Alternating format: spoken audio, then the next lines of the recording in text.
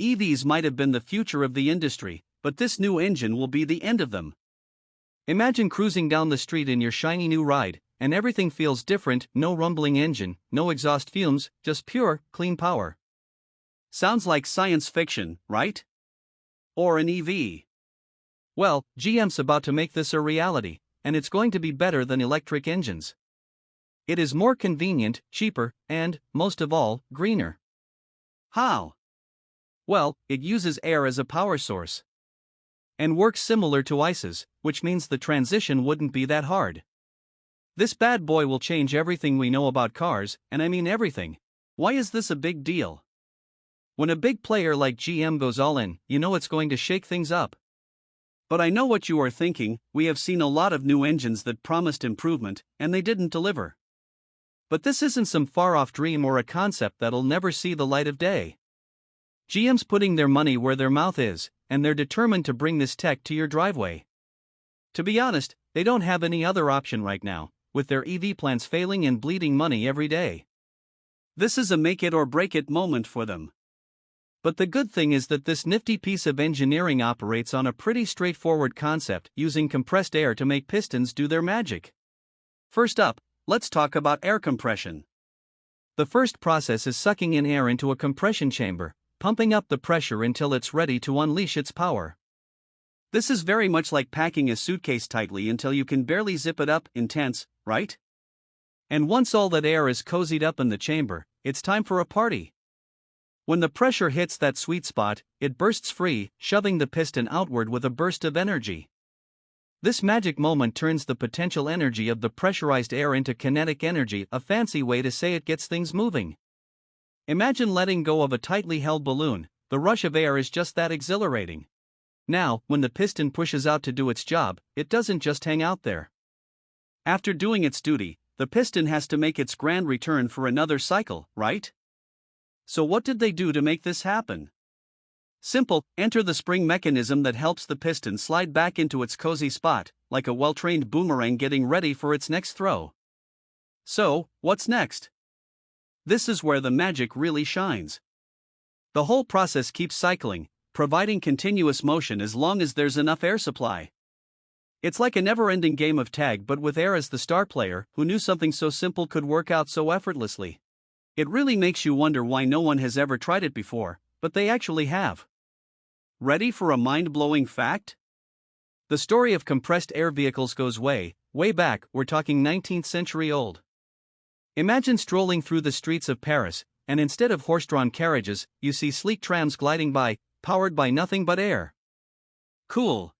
Now, you might be thinking, if air-powered vehicles were so awesome, why aren't we all driving them now? What happened to them? Short answer: the internal combustion engine, the muscular new kid on the block that knocked air power off its pedestal.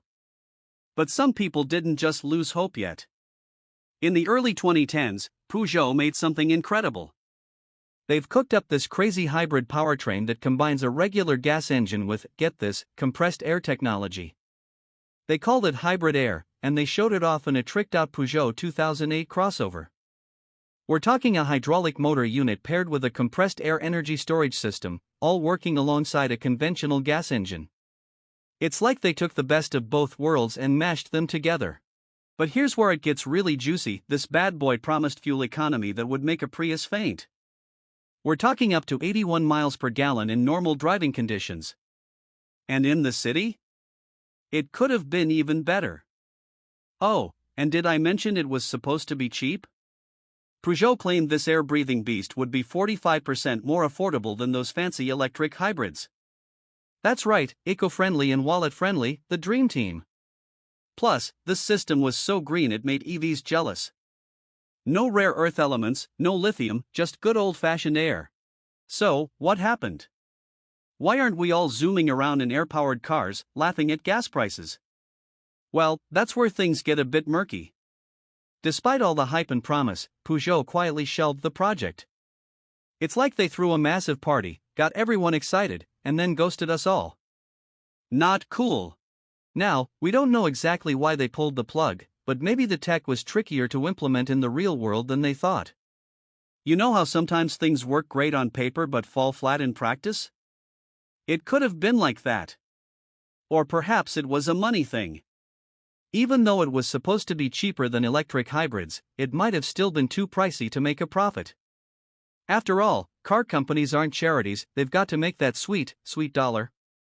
There's also a chance that electric cars just started taking the spotlight. And let's not forget corporate shenanigans. PSA Group, now part of the megacorp Stellantis, might have just decided to put their eggs in a different basket.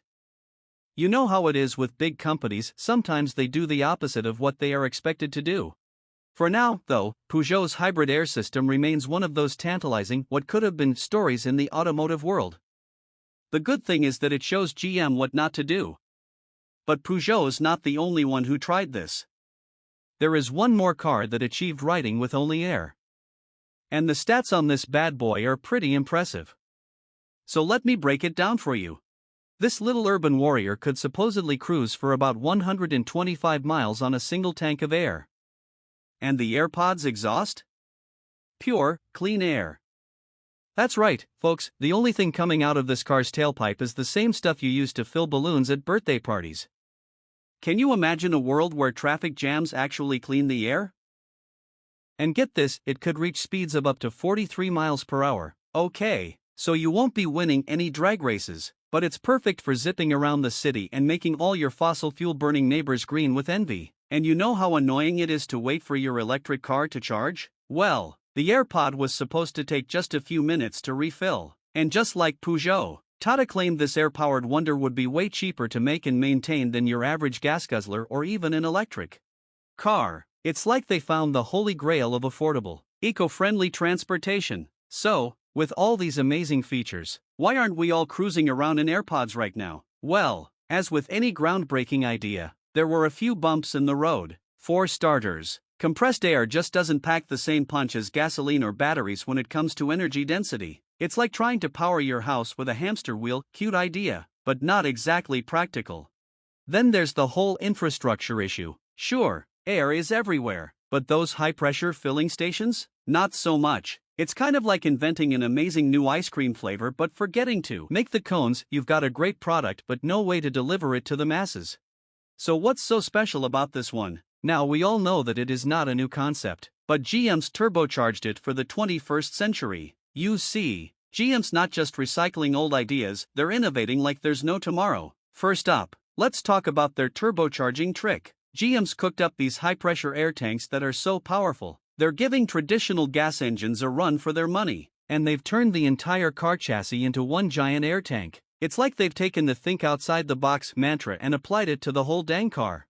Now, you might be thinking, won't all that pressurized air turn my car into a rolling bomb? That's a good question, but GM's got that covered with some seriously incredible materials. They're using something called fiber-reinforced thermoplastics, which is just a fancy way of saying really strong, really light plastic. It's the same stuff they use in those insane racing cars that look like they're going a million miles an hour even when they're standing still.